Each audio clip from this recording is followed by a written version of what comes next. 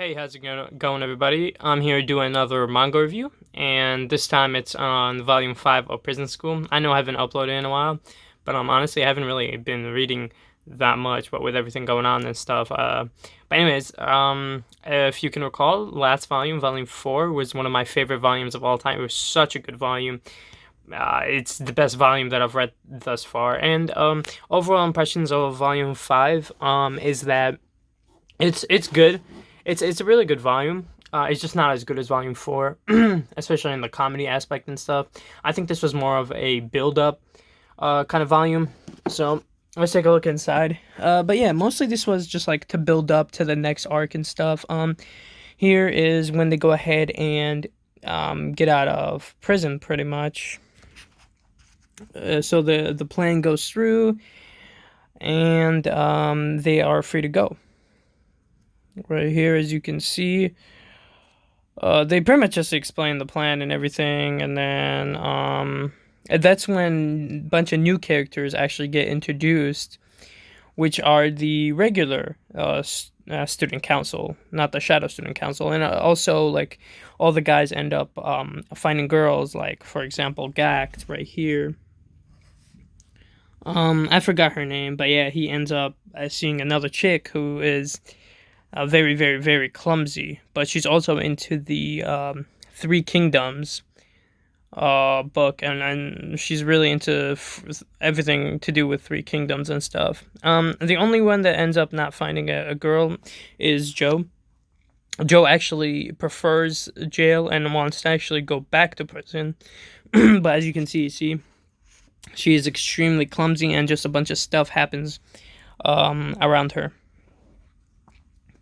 But yeah, no, this was pretty much a setup for the next volumes. You get to meet all these new characters and stuff.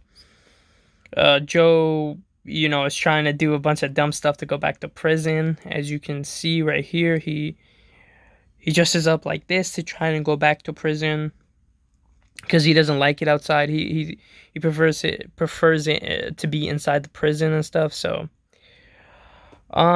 yeah, this is just going through with the plan, and Andre actually tries to stop him from going through with the plan, and this is pretty much just a chase scene for that, as we can see right here. And then we finally meet the actual student council president, and she goes ahead and imprisons the shadow student council for what they've done, pretty much. So this is her, and this is her assistant.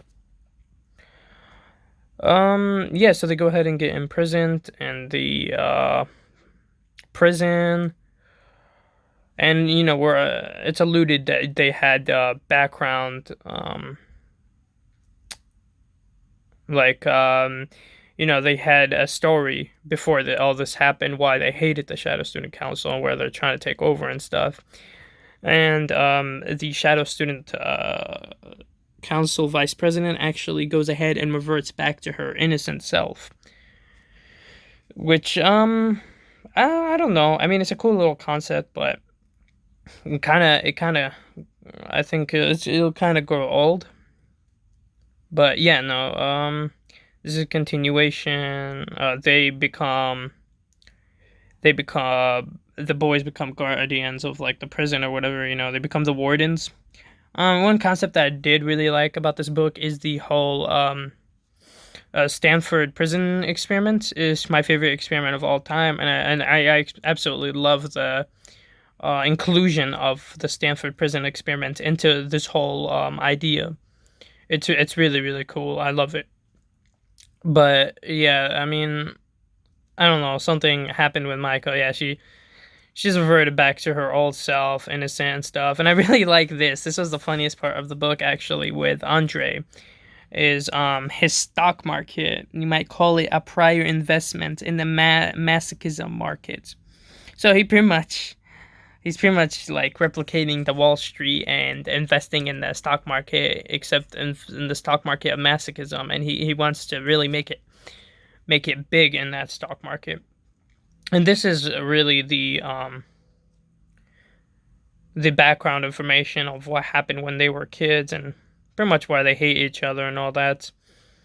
Um, yeah, and that's about it. So I think that this book was cool. I think it was necessary to introduce the new arc. I had a few problems with it. I think it wasn't as good as Volume 4, but I think it was necessary. But besides it not being as good in Volume 4 in like the comedy aspect, I believe that Andre was the best part of this book, and his Wall Street of Masochism. I really love that part. um Stanford Prison Experiment was super super cool. My gripe is with a few of the main characters, such as her on the main cover. She's really bland in my opinion. Of all the characters we met thus far in the Shadow Student Council, we've had a lot of cool ones. The boys all have their own personality, and I think she is just extremely bland. I don't care about her as a character. I don't know. I just don't like her. As far as the regular student council goes, I like the president of the student council. I think that she's an extremely interesting character, and there's a lot of in depth, like there's a lot of stuff that they could get into with her and her motivations for doing the stuff that she does. But yeah, another thing that pissed me off about this book is that the Shadow Student Council kept doing stuff that would just get the boys expelled. Like they kept disobeying orders in the prison and stuff, which has already been established that the boys would be expelled for that. But the Shadow Student Council just gets away with it. They just attack the president, and it pretty much like nothing happens to them. That kind of pissed me off. It really, I mean, yeah, I think that it's very different from when the guys were in the prison. But yeah, no, I just don't like this character pretty much. I just think she's extremely bland, and the whole concept of her being extremely clumsy and just showing off, parts of her whenever something happens is I don't know, not very creative. I don't know. I just don't like her pretty much. But I do like the president of the regular student council. Anyways, thank you guys for listening to me. I think that this will set up for a really good setup for the next remaining books. And yeah, I'll catch you guys on the next one.